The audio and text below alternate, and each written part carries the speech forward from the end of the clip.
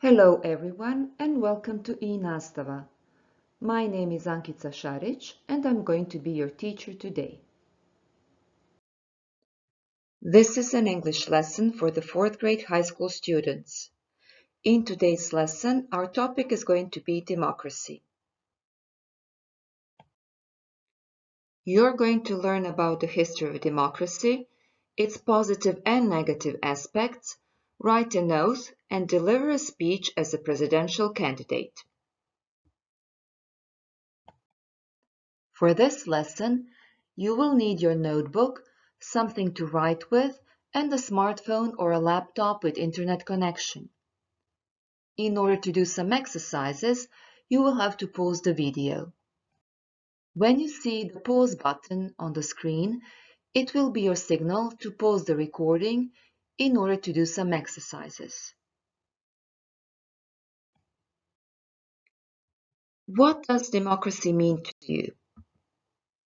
What does the word democracy imply?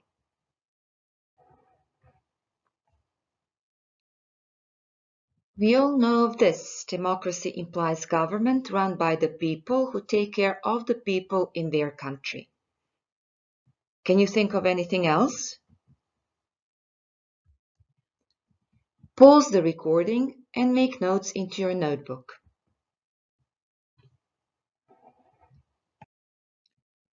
Let's compare our notes. Democracy means freedom of thought, speech, religion, and self-expression. In democracy, your rights are respected. Election is unquestionable. We get to elect our government. We are all equal in democracy. One person, one vote. In democracy, your voice is heard. What you think matters, your problems matter. Democracy also means taking part in decision-making. In democratic societies, if the government does something wrong, it's held accountable. Furthermore, they are run transparently. And the law of justice is above all. In democracy, people do not fear for their safety. They all coexist peacefully despite their differences. I hope you have some more examples. You can check them with your virtual classroom teacher. In our next task, you are going to learn about the history of democracy. While watching the video, make notes about democracy in ancient Athens and Rome, medieval times, and democracy in the 20th century. Scan the code or copy the bit.ly link, Demo History, and do the task. You can pause the recording here.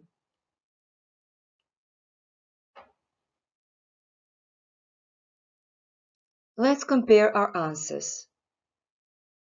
In ancient Athens, they practiced direct democracy, which means that ordinary people could vote on decisions. Although this sounds great, it had some flaws. Not everybody could vote. Women, slaves, and foreigners were not allowed to vote.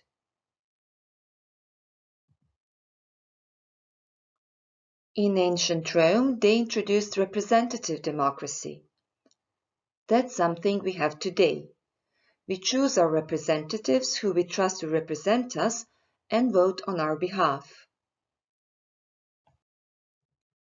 In medieval times, monarchs had the absolute power, so basically there was no democracy.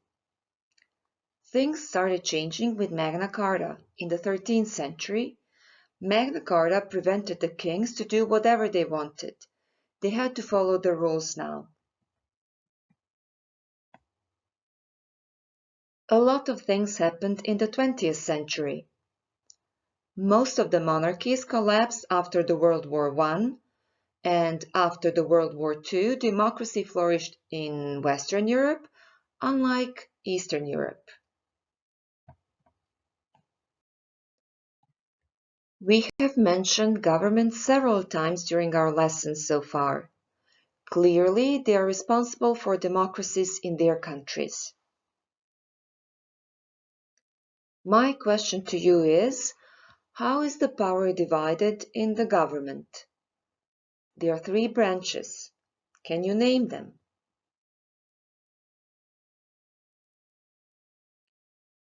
You probably knew this. The three branches are legislative, executive, and judicial. Next question. Who represents these three branches?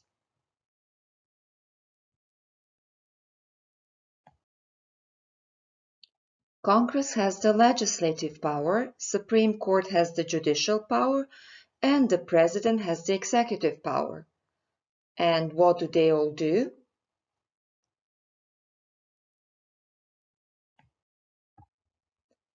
The Congress makes laws, the Supreme Court evaluates them, and the President carries them out.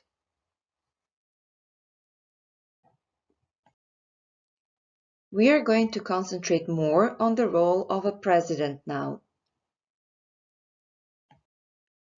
Since it is difficult to avoid following the presidential election in the USA, we are going to use it as an example of a presidential election.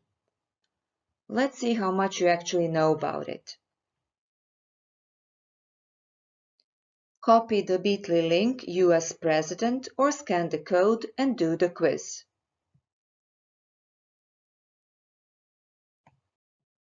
How did you do?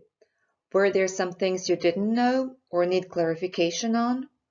Well, I have a short video for you prepared about presidential election in the USA.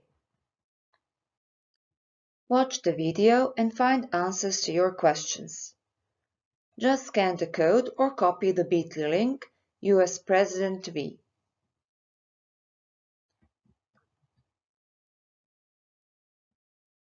The final step in every president's election is presidential inauguration. These are some of the words that we need when talking about presidential inauguration. Again, we will use the USA as an example. Read words from the word art. If there are some words that you are not sure of, check the meaning because in the next task you will have to use them in sentences. As promised, here is the quiz on inauguration vocabulary. Again, copy the bit.ly link, Inauguration Vocabulary Quiz, or scan the code and do the quiz. Let's talk about the oath presidents have to take.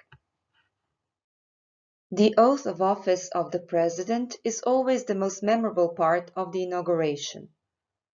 The register of language used here is different from the one we use in everyday speech. So let's analyze it before our next task. You had word solemnly in the previous exercise. You know that this word means to pledge in a serious manner. The president also pledges to faithfully do his duties in the office. He will do his best in taking care of the Constitution of the United States. It is your turn now. Brainstorm what is important to you to preserve, protect, and defend.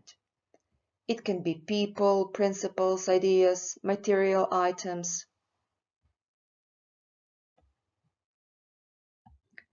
Once you have named what is important to you, write your personal oath.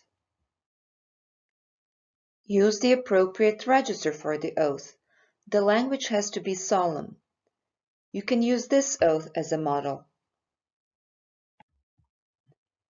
The oath you're going to write should be between 50 and 60 words long. Oaths are usually short and memorable. Use some digital tool to design your oath. Here are some examples of oaths my students did. You will notice that they are personal and some are even humorous, although the register is solemn. Have fun writing your oath. You can pause the recording here.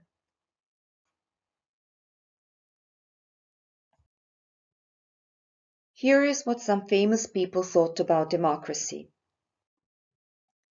A French writer, Camus, thought that the majority has to put the rights of the minority before their own. Do you agree with him? I hope you do. When you're in power, you should look after those who are not. Another writer, George Bernard Shaw, basically thought that in democracy, we get what we deserve. If we make wrong choice or avoid elections in general, we deserve what we get. Similar to what JFK thought, it is up to us, the voters, to make the right choice. We should take all elections seriously. And I have left Winston Churchill for the end. According to him, democracy is not perfect. Think about how Hitler came to power. But everything else we have tried is worse. So clearly, democracy is not perfect. It has some negative aspects as well. I would like you now to read this text and pick 4 negative things democracy brings. When choosing what you will put on your list, think of examples from the real life. Copy the bit.ly link Democracy Cons or scan the code, make notes and then check what you have with your virtual classroom teacher. Pause the recording here. As Winston Churchill said, democracy is far from perfect, but it is the best thing we have. In your last task, you will become a presidential candidate. Those of you who have philosophy lessons are familiar with Plato's The Ship of State analogy. In this analogy, Plato compares the ship going on a dangerous voyage to the state. I'm not going to go into great details into Plato's analogy. Let me just give you a short simplified preview so you can do this task. As I have already said, the ship is getting ready for a dangerous voyage, and the sailors have to choose the captain. Who are they going to choose? Someone who offered them extra rum rations, unlimited food, light work, someone who knows what people want to hear, or someone who is actually an expert in sailing a ship, someone who made accurate assessment about how tough the voyage would be and knew how to get everybody safely home. Who do you think won? Well, you'll have to read The Ship of State for that, although I'm sure you can guess. Your turn now. You're going to become a presidential candidate.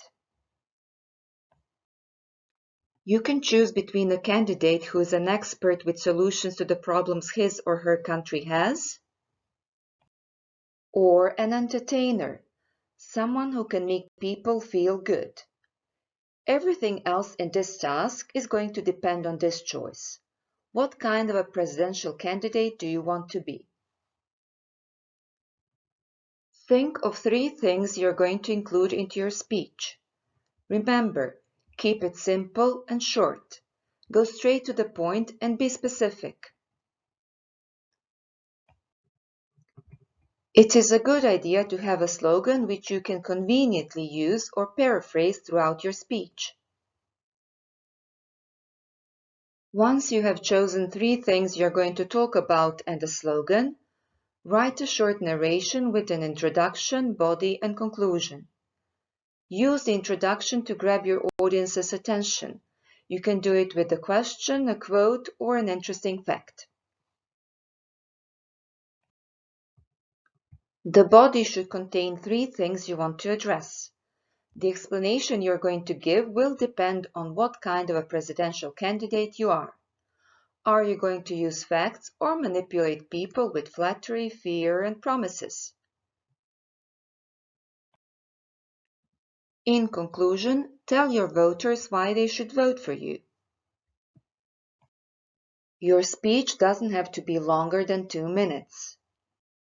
Picture your voters. What do you think they want to hear? And what should your tone be like? Are you going to be serious or entertaining? When you're pleased with your speech, record it and send it to your virtual classroom teacher. You should pause the recording here and do the task.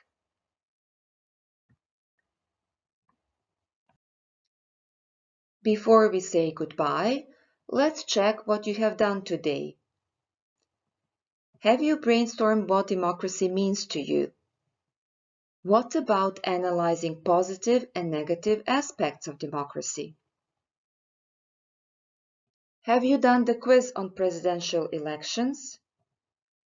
I hope you have written your personal oath, as well as delivered your first presidential speech. This is all for today. Till next time, goodbye.